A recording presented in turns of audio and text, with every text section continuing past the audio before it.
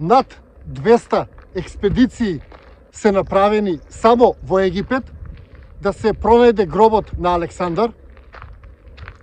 Во повеќе од 20 земји е баран тој гроб.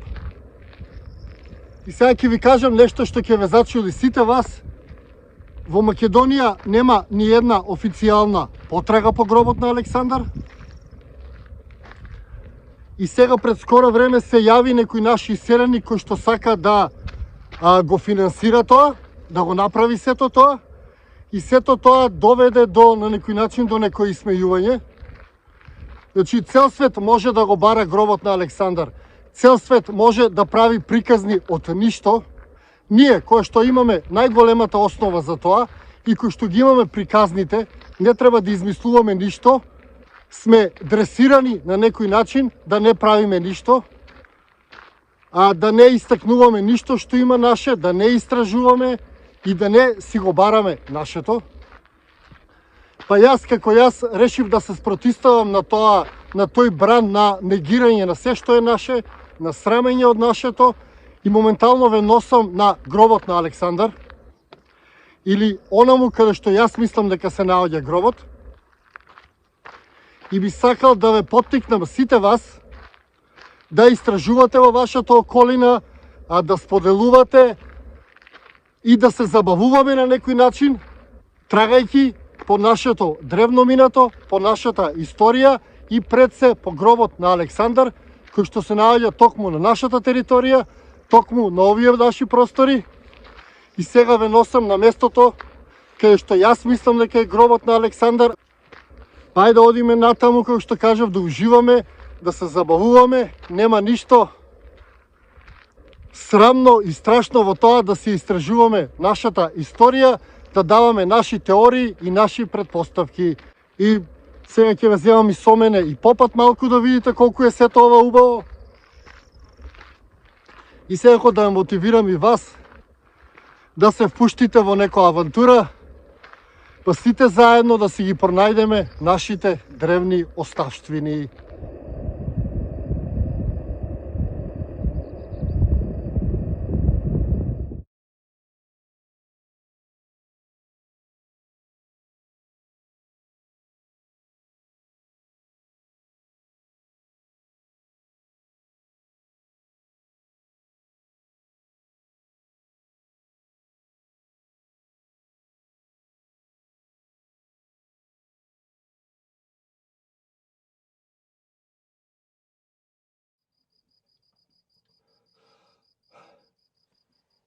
Би сакал да се заблагодарам на сите мои членови, на сите мои претплатници и воедно на сите мои поддржувачи, и да ве поттикнам и вас другите да станете членови, да го поддржите Сонцогор, затоа што ми е потребна вашата поддршка. Станете членови, претплатете се, а ние продолжуваме со видеото.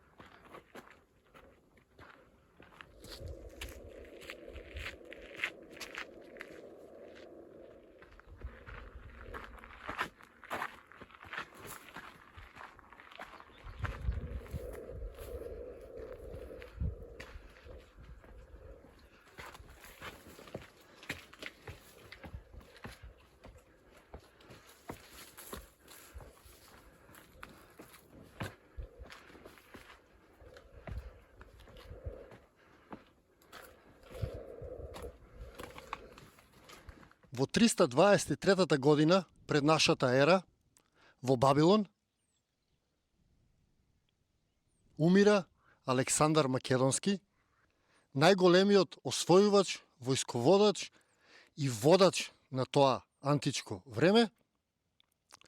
Тој успеал да ги победи сите своји противници, сите своји непријатели, но не можел да ја победи смртта. Смртта го нашла во Бабилон на 32 годишна возраст, послед 12 години поминати во постојано освојување. Него го нашла смртта, тој починува после двоенеделна болест, се претпоставува дека може би бил отруен, а може би починал од премор. Меѓутоа, тука завршува неговиот овоземски живот и за неговиот живот знаеме многу, за неговите освојувања, меѓутоа за неговата смрт се знае многу малку.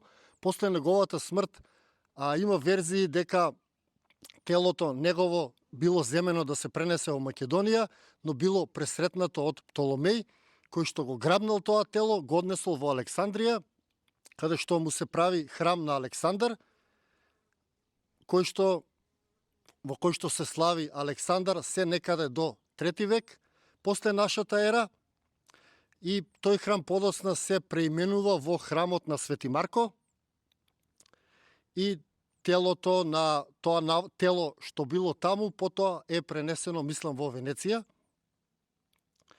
А така да тоа тело не е на Александар, телото на Александар било пренесено во Македонија, затоа што самото негово тело содржала огромна моќ. Се верувало дека кој го поседува телото на Александар, тој ќе биде непобедлив, па затоа било многу важно да се направи дистракција, односно да се однесе неговото тело на сигурно место, односно да се врати во местото од каде што почнало се, односно во Македонија, затоа што Александар верувал дека животот е круг, од каде почнува, таму треба и да заврши.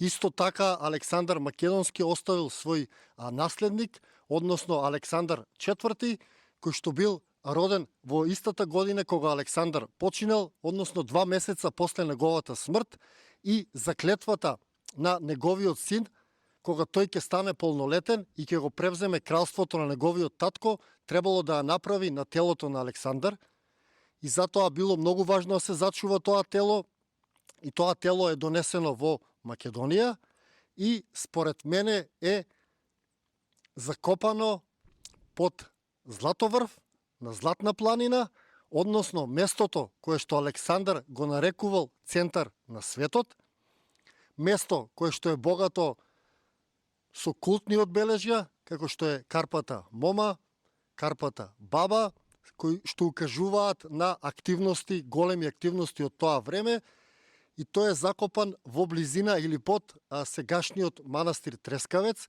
и низ минатото на ова место многу кралеви, многу владетели доаѓале и оставале многу вредни поклони. И нели е сето тоа малку чудно, сите тие кралеви да доаѓаат на ова место и да оставаат толку скапи поклони, доколку на ова место не бил закопан Александар Македонски. На ова место под Златоврв се наоѓа стар антички град кој што не е истражен. Исто така се наоѓа и гробница на некој од предците на Александар. И сето тоа упатува дека Александар почива тука. И одиме сега на тоа место да го видиме тоа, да видиме таа гробница. Односно секако не верувам дека има некои остатоци, меѓутоа местото на кое што јас мислам дека се наоѓа гробот на Александар. Па еве сме блиску до таму, па ајде одиме.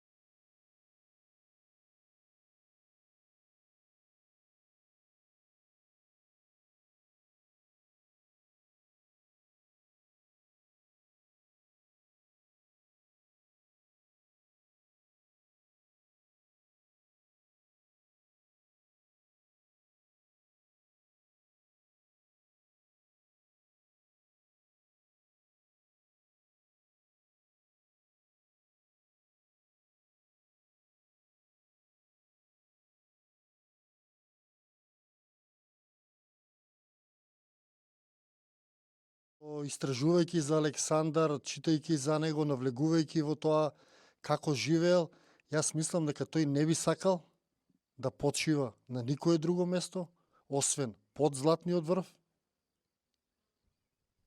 во центарот на светот.